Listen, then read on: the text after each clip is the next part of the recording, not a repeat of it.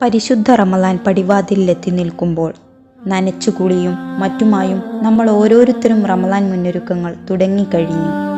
എന്നാൽ അധിക പേരും ഗൗനിക്കാത്ത ഒരു കാര്യം പല റമളാനിനും നമ്മൾ വിട്ടുപോവാറില്ലേ? നനച്ചുകുളിയെപ്പോലെ അല്ല, അതിനേക്കാൾ പ്രാധാന്യമർഹിക്കുന്ന ഒരു കാര്യം. കഴിഞ്ഞ റമളാനിനെ എനിക്കും നിങ്ങൾക്കും നഷ്ടപ്പെട്ടു പോയ നോമ്പുകൾ, അതിനെ നമ്മൾ എത്രത്തോളം ഗൗനിക്കാറുണ്ട്? നോമ്പ് അത് അള്ളാഹുവിനുള്ളതാണ്. നഷ്ടപ്പെട്ടു പോയ നോമ്പുകൾ അള്ളാഹുമായിട്ടുള്ള ഒരു കടമാണ്.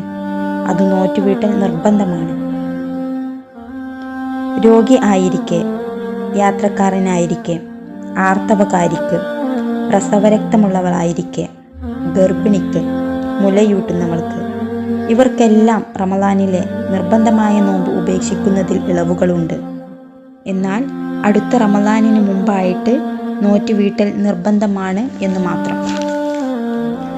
നനച്ചുകുളി പോലത്തെ മറ്റെല്ലാ ഒരുക്കങ്ങളുമായും റമളാനിനെ വരവേൽക്കാനൊരുങ്ങുമ്പോൾ നഷ്ടപ്പെട്ടു പോയ നോമ്പിൻ്റെ വിഷയത്തിൽ മാത്രം നമുക്ക് ശ്രദ്ധയില്ല.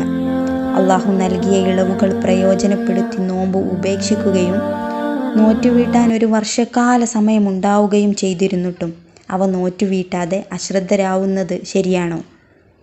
ഓർക്കുക, ഇനിയും ദിവസങ്ങളുണ്ട്.